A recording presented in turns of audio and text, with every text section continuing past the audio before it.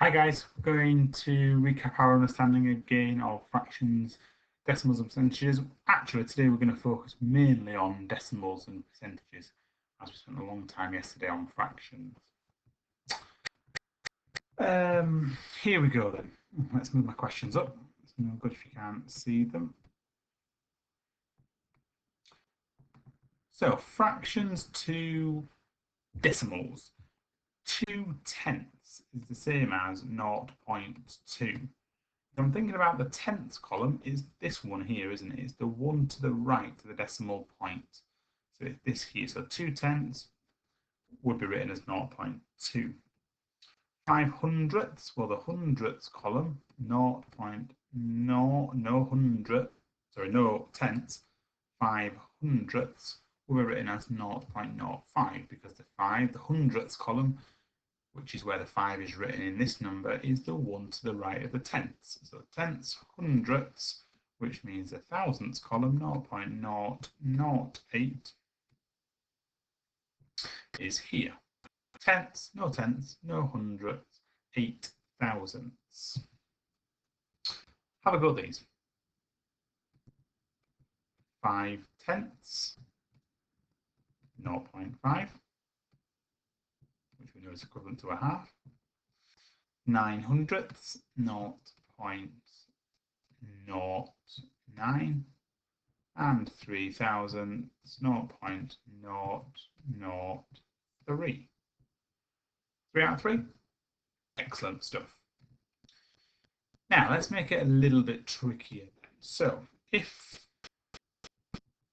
I was converting these fractions to decimals, 26/100ths. Well, 26/100ths is the same as no wholes. I don't have any full 100/100ths. I don't have any whole number here.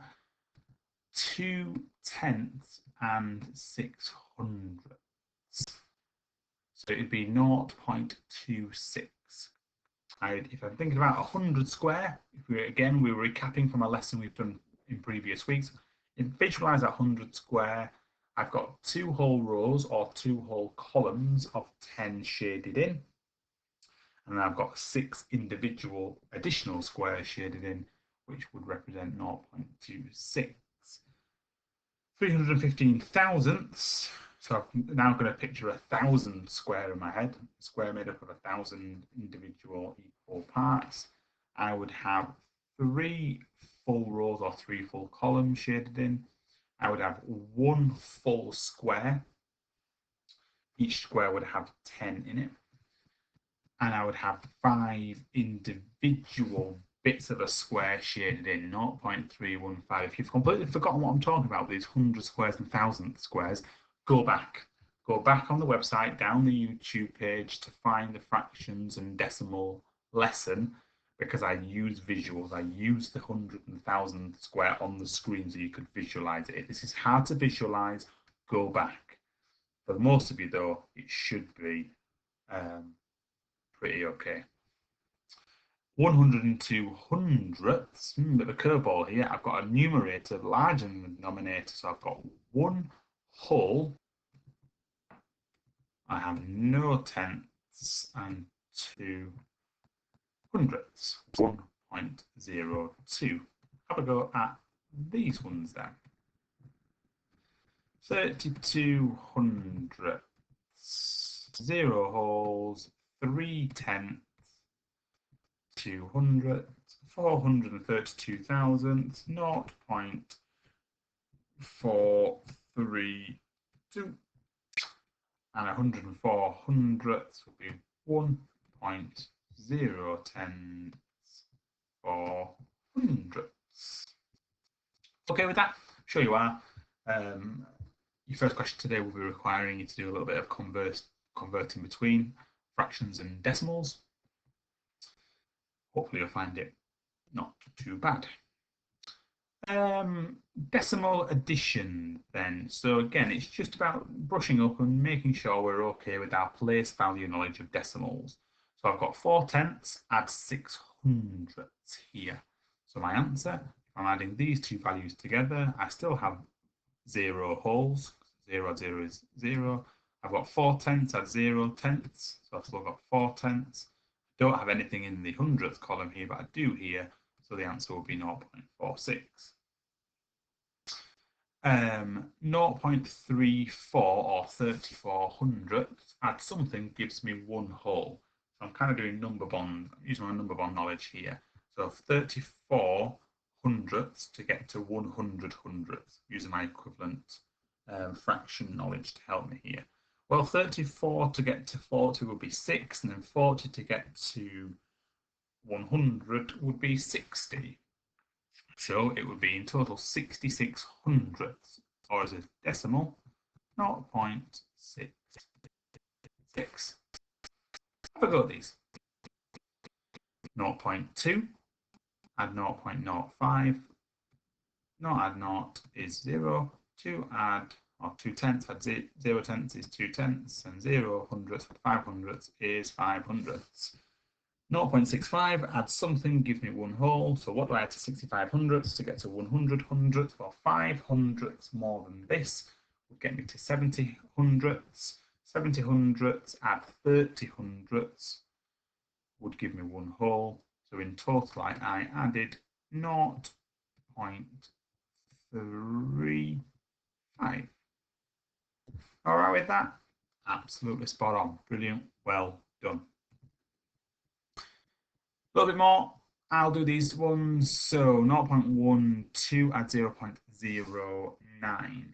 So again, 0 holes at 0 holes is 0 holes.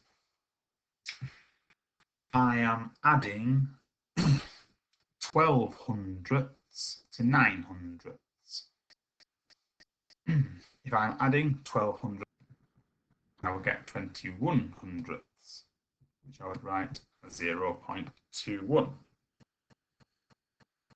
2.45, add 5 tenths, so 5 tenths add the 4 tenths here would give me 2.95.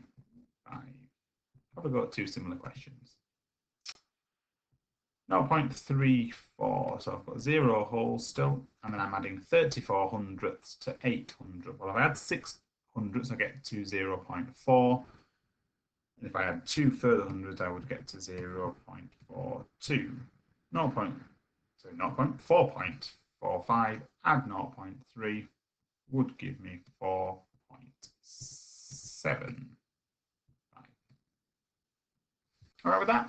Yeah, absolutely. Of course you are. Let's move on. Right, rounding these decimals, we're going to round them to 1 decimal place or to the nearest tenth. When I'm rounding, I'm always looking at the column. So in this case, 1 decimal place is this digit here. And I'm going to use this to help me work out whether I'm rounding it down to the previous tenth or up to the next tenth. Because I've got a value of 4 or less, I'm rounding it back to the tenth I've already come past. So this to the nearest tenth or to 1 decimal place would be 3.4. This one, identify my 10th column, underline my value, which will help me work out whether I'm going up or down. This case, I've got a digit 5 or greater, so I would go up to the next 10th. So I'm not going to go to 3.0, I'm going to go to 3.1. And finally here, I am again rounding to 1 decimal place. So I'm looking at this value here. Am I going to go to 2.5 or am I going to go to 2.6? Well, the 4 is telling me that I am closer to 2.5, so my answer will be 2.5. Have a go at these ones using the same method. 4.35 would become 4.4. 7.07 would become 7.1. 5.432 would become 5.4 as I'll be rounding it down. 3 out of 3. Excellent stuff. Last little bit of the lesson for today then, a little bit of a recap on percentages. Percentages, can you remember, means parts per hundred. Parts per hundred.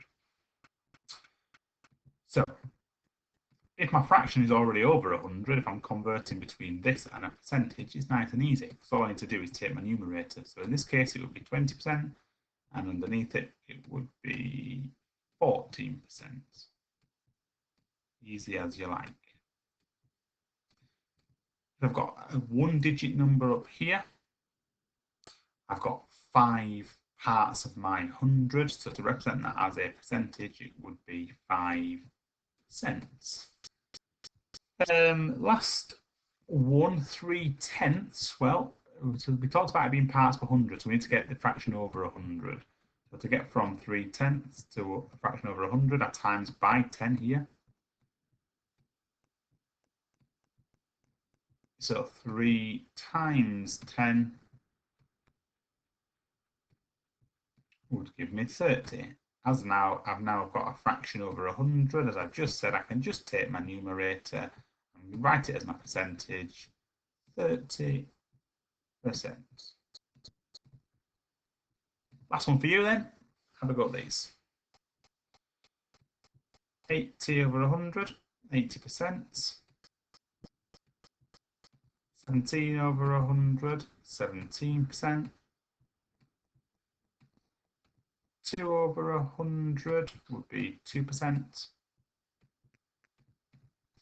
And 9 over 100 is the same as 90 over 100, which is the same as 90%. Again, any of that you're a bit confused or unsure with, go back, find the percentage lesson, and you'll find a much more detailed run through of how to convert between fractions and percentages. If you're okay though, you can get straight on with the lessons or the work that goes with this lesson. You'll find it underneath this link on the website. The questions start with question 11, I think, today. It's a continuation of what we were doing yesterday. So have a go at these, brush up on any My Maths work that's outstanding, and I will see you tomorrow.